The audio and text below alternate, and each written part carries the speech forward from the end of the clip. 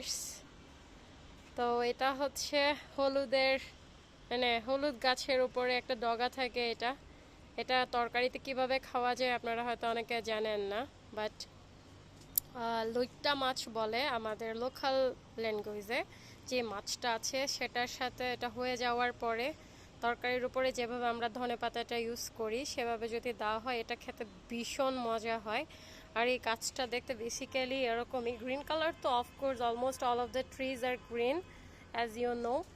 আর এটাও গ্রিনই, বাট হচ্ছে এটা যখন একটু কোমল থাকে কচি থাকে তখন এই ডগাগুলো উঠিয়ে ফেলতে হয়। তরকারিটা হয়তো আমি আজকে কুক করব না, বাট এটা তুলে রাখছি, ফ্রিজ আপ করে রাখবো। যখন তরকারিটা কুক করব তখন অফকোর্স আপনাদের সাথে শেয়ার করব how you will use it after cooking. এই তো সো আজকের ব্লগটা এই পর্যন্তই। এটা আমি বেসিক্যালি এটা এই গার্ডেন থেকেই তুলেছি, বাবার বাড়ির যে গার্ডেন আছে রুফটপ গার্ডেন, এখান থেকেই তুলেছি। So tata, bye bye.